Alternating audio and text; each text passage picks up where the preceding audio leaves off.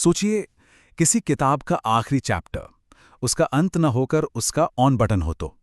हमारे भारतीय संविधान के साथ कुछ ऐसा ही है। इसका जो आखिरी हिस्सा है, भाग 22, वो सिर्फ एक कंक्लूजन नहीं है। असल में वो एक इंस्ट्रक्शन मैनुअल है, एक लॉन्च सीक्वेंस, जिसने इस इतने बड़े डॉक्यूमेंट को जिंदा कर दिया। तो चलिए समझते हैं कि ये काम करता कैसे। जरा सोच कर देखिए, महीनों की मेहनत, बहस और मशक्कत के बाद एक नए देश का पूरा मास्टर प्लान तैयार है। लेकिन अभी वो सिर्फ कागज पर लिखे हुए शब्द हैं। अब सवाल ये है कि इसे एक असली काम करने वाले कानून में कैसे बदला जाए। ये वो पहेली थी जिसे हमारे संविधान निर्माताओं ने भाग 22 में सुलझाया। देखिए, किसी भी चीज को लॉन्च करने से पहले उसको एक नाम देना पड़ता है ना? तो सबसे पहला काम, जो सुनने में शायद बहुत छोटा लगे लेकिन था बहुत जरूरी, वो था इस इतने बड़े डॉक्यूमेंट को एक सीधी साफ ऑफिशियल पहचान देना। आखिर दुनिया इसे किस नाम से जानने वाली थी? और इसका जवाब मिला आर्टिकल 393 में। और ये जवाब ना अपनी सादगी में ही कमाल का था। ये आर्टिकल बस इतना कहता है कि इस डॉक्यूमेंट को भारत का संविधान कहा जाएगा। बस एक लाइन, एक वाक्य, जिसने इसे एक ऑफिशियल नाम दे दिया। पहचान बनाने की तरफ ये पहला कदम था। तो नाम तो मिल गया, अब आते हैं असली चैलेंज पर। सोचिए, एक पूरे देश का लीगल सिस्टम, उसे एक झटके में एक्टिवेट कैसे किया जाए। ये बिल्कुल एक सुपर कंप्यूटर को बूट करने जैसा था, जहां हर एक पुर्जे को बिल्कुल सही क्रम में चालू होना था। इसके लिए एक बहुत ही स्मार्ट, बहुत ही क्लेवर सोल्यूशन की जरूरत थी, और वो सोल्यूशन हमें मिलता है आर्टिकल 394 में। अच्छा, अब इससे पहले कि हम आगे बढ़े, एक शब्द समझना बहुत जरूरी है, प्रवर्तन या कमेंसमेंट। इसका मतलब बहुत सीधा सा है। ये वो पल है, वो मोमेंट है, जब संविधान के सारे नियम ऑफिशियली लागू हो जाते हैं और देश का शासन चलाने लगते हैं।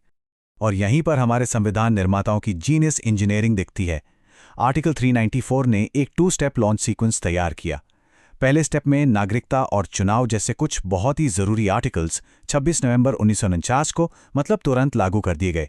ऐसा इसलिए किया गया ताकि देश के जो एकदम बेसिक और जरूरी काम है वो बिना किसी रुकावट के चलते रहें। और फिर जो बाकी का पूरा संविधान था, वो 26 जनवरी 1950 को लागू हुआ, जिसे हम सब गणतंत्र दिवस के तौर पर मनाते हैं। अब 2 और बड़े सवाल सामने थे। पहला, नए संविधान को सबसे ऊपर यानी सुप्रीम बनाने के लिए पुराने ब्रिटिश कानूनों का क्या किया जाए, और दूसरा, ये कैसे पक्का किया जाए कि संविधान की एक ऑफिशियल आवाज हिंदी में भी हो। आखिर ये करोड़ों लोगों की भाषा थी। तो इसका जो सलूशन निकाला गया वो काफी बोल्ड था। आर्टिकल 395 ने एक ऑफ स्विच की तरह काम किया। इसने ब्रिटिश राज के 2 सबसे बड़े कानूनों को एक झटके में खत्म कर दिया, निरस्त कर दिया। ये एक तरह का ऐलान था कि अब से देश में सिर्फ एक ही कानून सबसे ऊपर होगा, भारत का संविधान। ये एक बहुत बड़ा सवाल था, सिर्फ भाषा का नहीं बल्कि कानून का भी।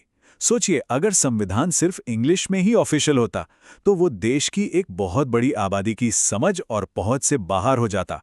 तो असली चुनौती ये थी कि एक ऐसा ऑफिशियल हिंदी वर्जन कैसे बनाया जाए जिसकी कानूनी ताकत बिल्कुल ओरिजिनल इंग्लिश वर्जन के बराबर हो। इसका जवाब दिया आर्टिकल 394A ने। इसने एक बिल्कुल साफ सुथरा प्रोसेस बनाया। पहला स्टेप, राष्ट्रपति एक हिंदी ट्रांसलेशन को ऑथोराइज करेंगे। दूसरा स्टेप, संविधान सभा के सदस्य उस पर साइन करेंगे। और तीसरा स्टेप, वो वर्जन हिंदी में प्राधिकृत पाठ यानी ऑथोरिटेटिव टेक्स्ट माना जाएगा। इस एक कदम ने भाषा की दीवार को तोड़ा और संविधान को हर किसी के और करीब ला दिया। तो अब जब हम इन सभी बातों को एक साथ जोड़कर देखते हैं तो ये समझ आता है कि भाग 22, जो शायद संविधान का फाइन प्रिंट जैसा लगता है, असल में कुछ बहुत ही पावरफुल काम करता है। बस कुछ छोटे से आर्टिकल्स ने 4 बड़े काम किए। पहला, संविधान को उसका ऑफिशियल नाम दिया। दूसरा, एक सेफ 2 स्टेप लॉन्च तैयार किया। तीसरा, पुराने औपनिवेशिक कानूनों को हटाकर रास्ता साफ किया। और चौथा, ये पक्का किया कि इसकी एक ऑफिशियल आवाज हिंदी में भी हो। कह सकते हैं कि ये संविधान की फंक्शनल रीढ़ की हड्डी है। और ये सब हमें एक बहुत जरूरी सवाल पर लाकर छोड़ता है। हम अक्सर बड़ी हेडलाइंस पर ध्यान देते हैं और छोटी मोटी डिटेल्स को, फाइन प्रिंट को नजरअंदाज कर देते हैं। लेकिन जैसा भाग 22 ने हमें दिखाया, कभी-कभी असली ताकत, असली जादू उन्हीं छोटे विवरणों में छिपा होता है जो पूरे सिस्टम को चला रहे होते हैं। ये बात सोचने पर मजबूर करती है कि हम और किन बुनियादी दस्तावेजों के जरूरी फाइन प्रिंट को शायद देख ही नहीं रहे हैं।